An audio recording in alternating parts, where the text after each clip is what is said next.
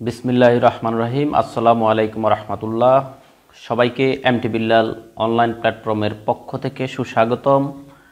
প্রিয় শিক্ষার্থীবৃন্দ, আমার আজকের এই তাৎক্ষণিক লাইভটি অত্যন্ত সংক্ষিপ্ত হবে। আমার এই লাইভটি হলো যারা ক্যালকুলাস 1 মেজর অথবা নন মেজর অথবা পাস কোর্সের স্টুডেন্ট, তাদের এই কোর্সে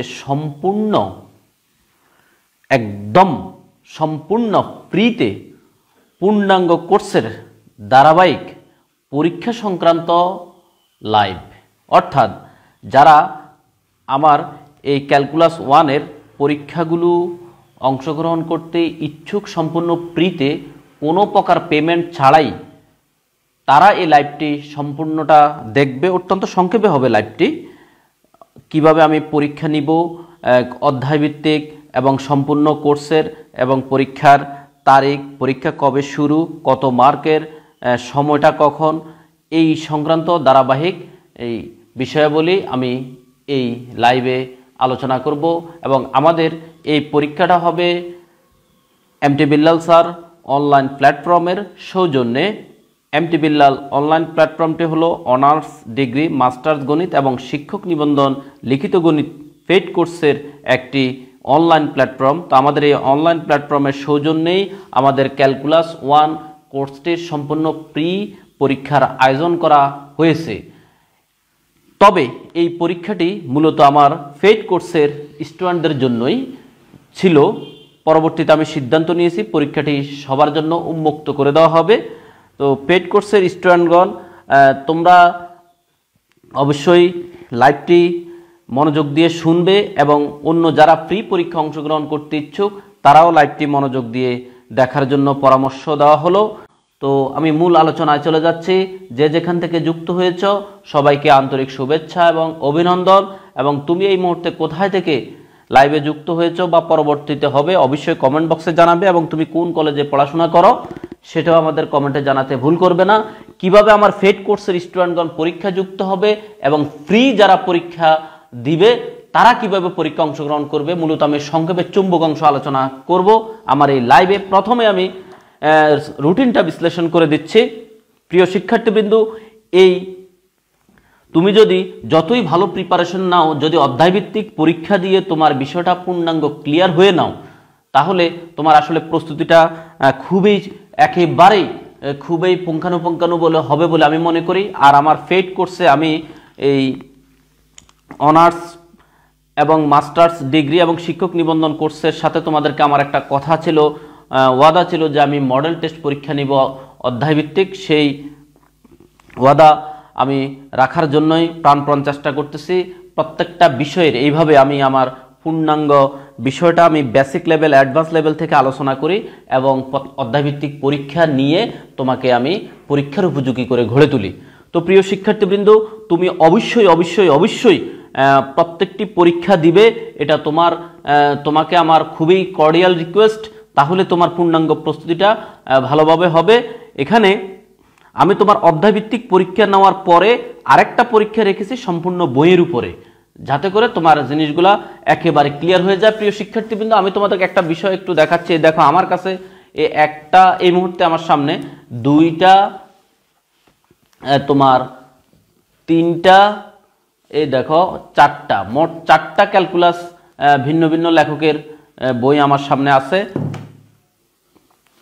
তো প্রত্যেকটা বইয়ের ভিতরেই আমি অ্যানালাইসিস করে দেখেছি অধ্যায়গুলো একই, পড়া একই, অধ্যায় একই, সব কিছু সেম। এই জন্য আমি এখানে অধ্যায়ের নাম উল্লেখ করে দিয়েছি তোমার রুটিনে।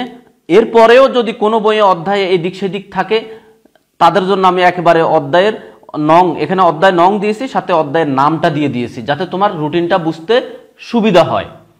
এবার আসো, রুটিনটা আগে একটু ক্লিয়ার করে দিচ্ছি, সবাই একটু খেয়াল করবে ভালোভাবে, রুটিনটা একটু ভালোভাবে খেয়াল করবে। তারপরে পরীক্ষা কিভাবে তুমি অংশগ্রহণ করবে সেই বিষয়টা আমি ক্লিয়ার করে দিব। একেবারে দ্রুত আমি লাইভ থেকে চলে যাব, সংক্ষিপ্ত আলোচনা করব তোমার সাথে। দেখো, আমি এই ক্যালকুলাস 1 যারা মেজর অথবা নন মেজর অথবা পাস কোর্সে পড়ো, অথবা যারা শিক্ষক নিবন্ধন লিখিত পরীক্ষার প্রস্তুতি নিবে, তাদেরও কিন্তু এই ক্যালকুলাস 1টা স্কুল এবং কলেজ পর্যায়ের পুরোটাই কিন্তু এই ক্যালকুলাস 1 বইটা রয়েছে। তো তারাও যদি দিতে চায় তাদেরকেও আমন্ত্রণ। আমি পূর্ণাঙ্গ বইয়ের উপরে অধ্যায়ভিত্তিক পরীক্ষা 10টা সাজিয়েছি। অধ্যায়ভিত্তিক পরীক্ষা অর্থাৎ কিছু কিছু পরীক্ষা 2-3টা অধ্যায়কে এখানে জয়েন করতেছি। 10টা অধ্যায়ভিত্তিক পরীক্ষা আর একটা দিয়েছি তোমার সম্পূর্ণ বইয়ের উপরে পরীক্ষা।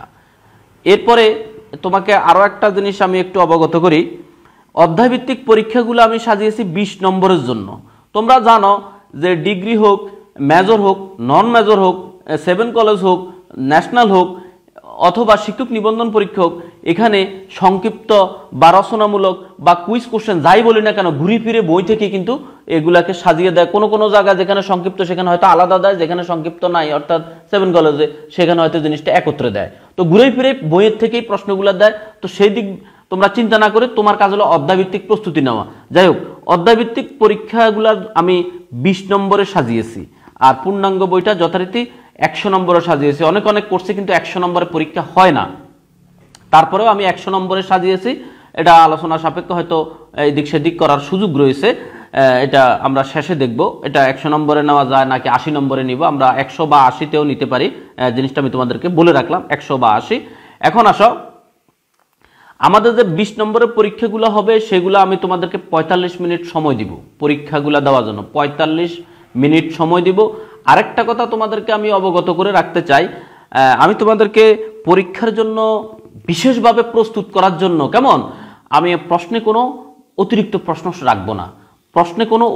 প্রশ্ন রাখবো না, আমি তোমাদেরকে বলে রাখতেছি। অর্থাৎ তোমাকে যদি 3টা প্রশ্ন আনসার করতে আমি 3টেই রাখবো, কারণ এটা হলো তোমাকে আমি প্রস্তুত করা, মূল পরীক্ষার জন্য প্রস্তুত করা। এই জন্য এখানে আমি একটা হার্ড লাইনে থাকার চেষ্টা করব। আরও একটা কাজ যেটা করব, আমি তোমাকে স্ট্রেটলি বলে দিতেছি, তোমাকে পরীক্ষা প্রত্যেকটি প্রশ্নের উত্তর ধারাবাহিকভাবে লিখতে হবে। এটা হলো, তুমি হয়তো বলবা স্যার আমার পরীক্ষা তো এইভাবে হয় না, আমার পরীক্ষা তো ধারাবাহিক লিখতে হয় না, আমার পরীক্ষা তো অতিরিক্ত প্রশ্ন থাকে। আমি বলবো যে বাবারে, এটা তো হলো তোমাকে মূল পরীক্ষার জন্য আমি প্রস্তুত করতেছি। এই জন্য এইখানে তুমি আমি যেভাবে বলি তোমার কল্যাণের জন্য আমি যেটা বিবেচনা করেছি তুমি সেটা ফলো করতে হবে এবং সেটাই ফলো করো। আরও কিছু কথা আছে, আমি তোমাদের জন্য যে 11টা পরীক্ষা নিয়ে এসেছি ক্যালকুলাস 1-এর, আমার স্টুডেন্টদের সাথে আমি জুম মিটিং করে যে পরামর্শ নিয়েছিলাম, স্টুডেন্টরা বলেছিলে যে স্যার প্রতি সপ্তাহে একটা পরীক্ষা রাখেন, এবং বেশিরভাগে মতামত ছিল পরীক্ষাগুলো প্রতি শনিবার দেওয়ার জন্য। তো আমি প্রত্যেক শনিবার একটা পরীক্ষা নিয়ে এসেছি, প্রত্যেক শনিবার।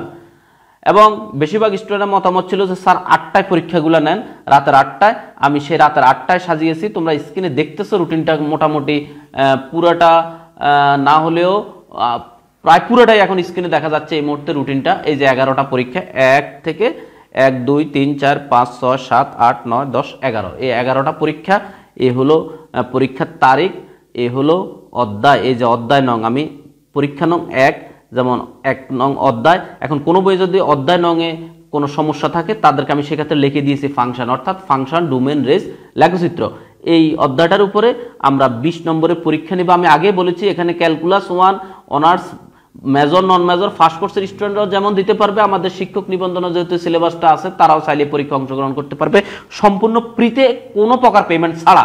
এই সুযোগটা কাজে লাগানোর ইচ্ছা থাকলে কাজে লাগাতে পারো।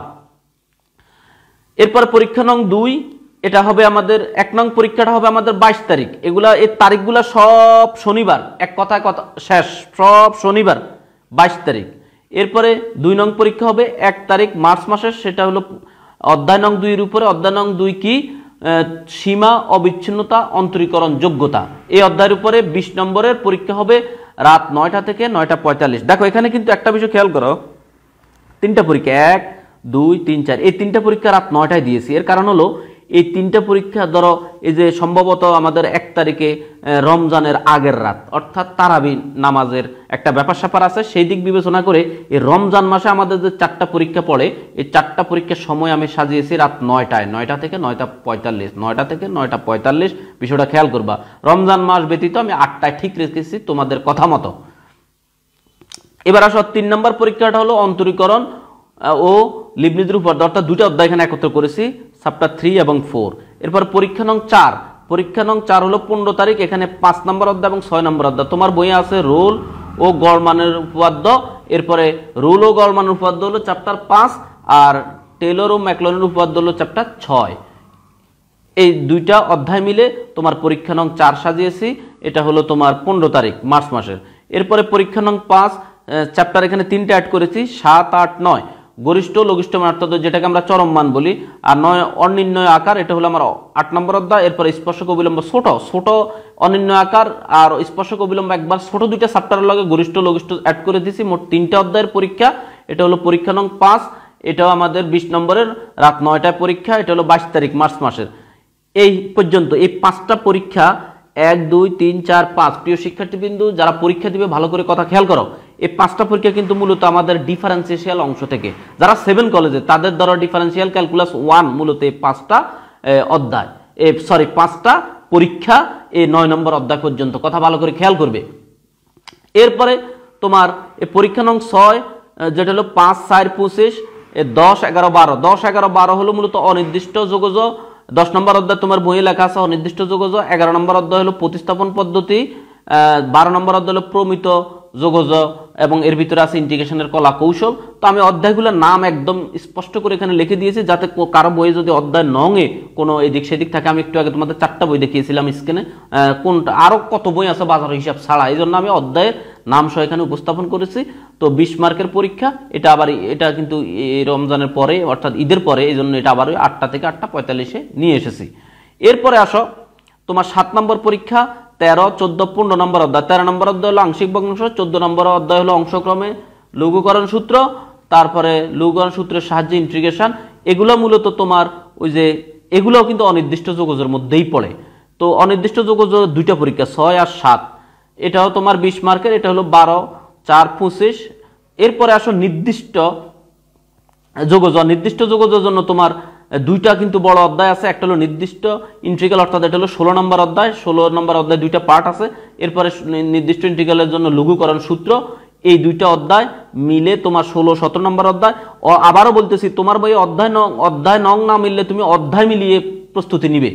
এটা হলো এটা তোমার 8টা থেকে 8:45 20 নম্বরের পরীক্ষা। সর্বশেষ আমাদের যে অধ্যায়ভিত্তিক পরীক্ষা, সর্বশেষ পরীক্ষা হলো 10 নম্বর। তো তার আগে আছে 9 নম্বর। 9 নম্বর পরীক্ষা হলো 26, 4, 25, 18, 19, 20। 18 নম্বর অধ্যায় হলো যোগফলের সীমারূপ ইন্টিগ্রাল।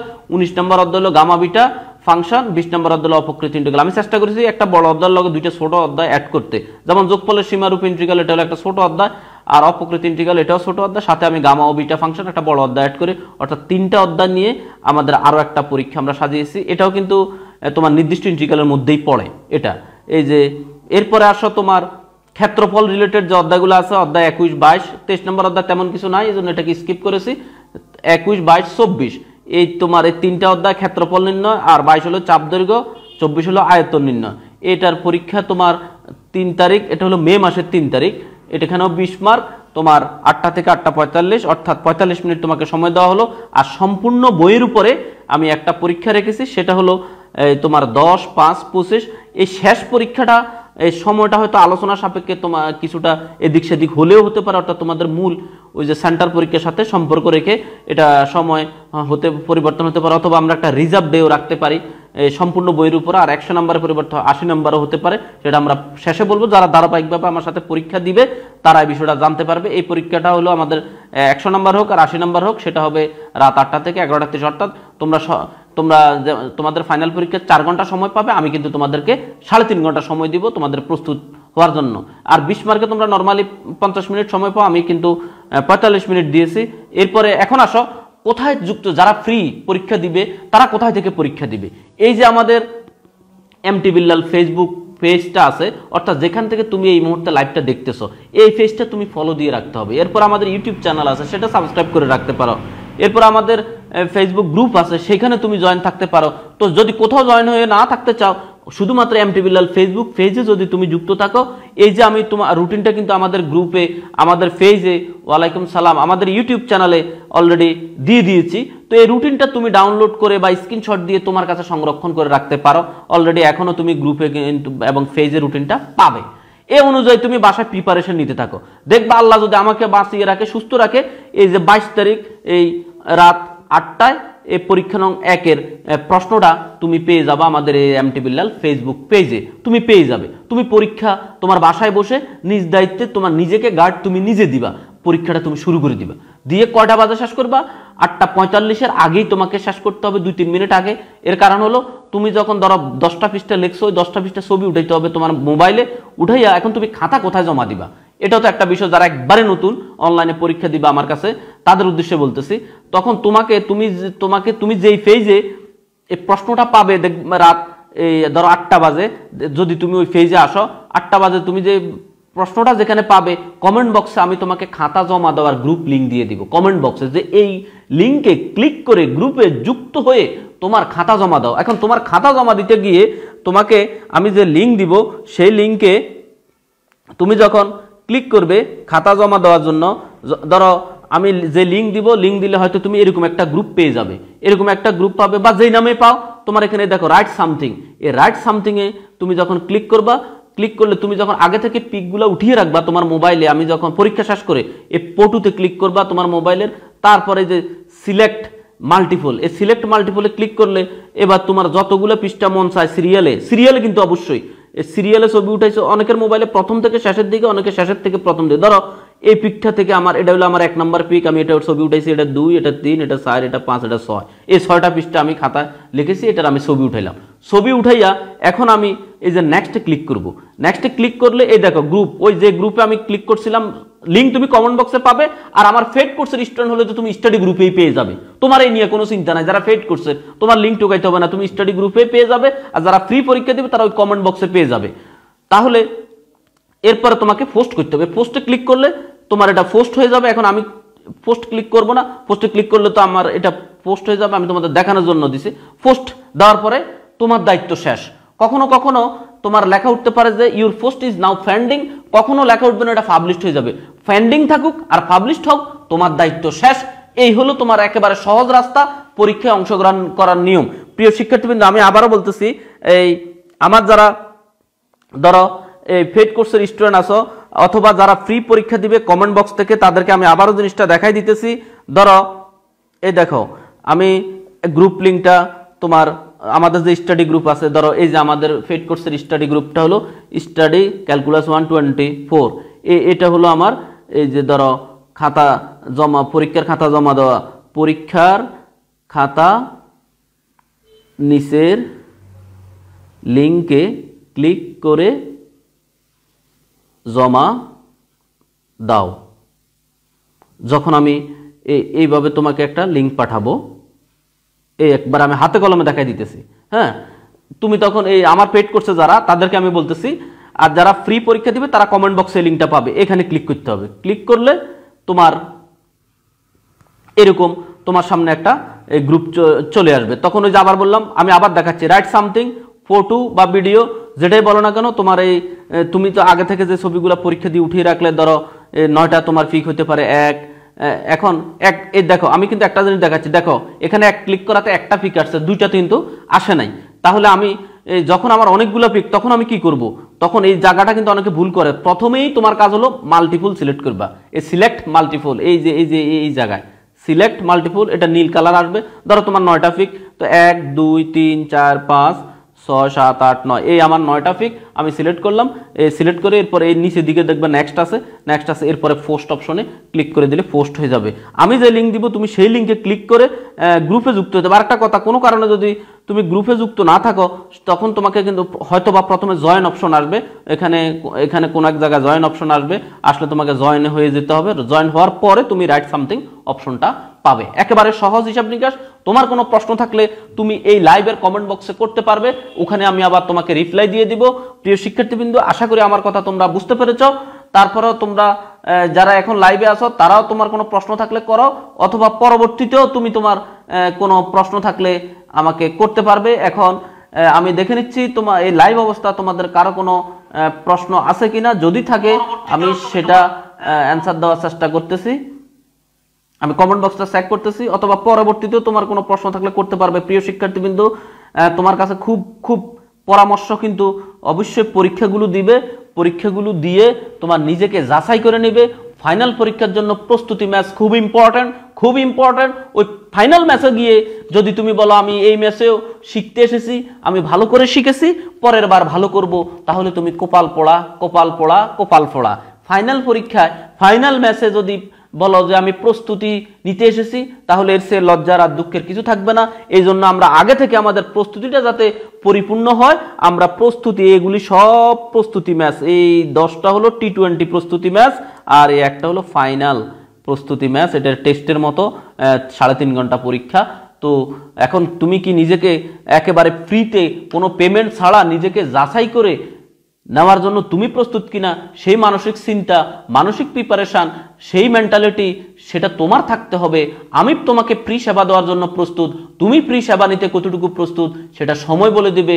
ইনশাল্লাহ দেখা হবে, কথা হবে আমাদের সেই 22/2/25 থেকে একেবারে 10/5/25 পর্যন্ত।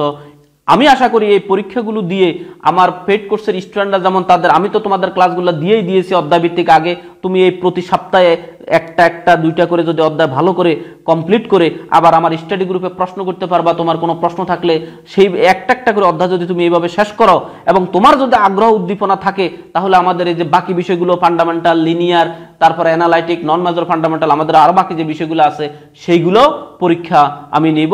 সব কিছু নির্ভর করে তোমাদের আগ্রহ, তোমাদের উদ্দীপনার উপর। তো আজ এই পর্যন্তই, পরবর্তীতে আমরা তোমাদের সাথে আমি আবার আরো কথা বলবো এই প্রসঙ্গে। এই লাইভের কমেন্ট বক্সে তোমার যদি কোনো প্রশ্ন থাকে সেই আলোকে আমি কমেন্ট বক্সে রিপ্লাই দেব। এতক্ষণ মনোযোগ দিয়ে আমার কথাগুলো শোনার জন্য সবাইকে আন্তরিকভাবে ধন্যবাদ।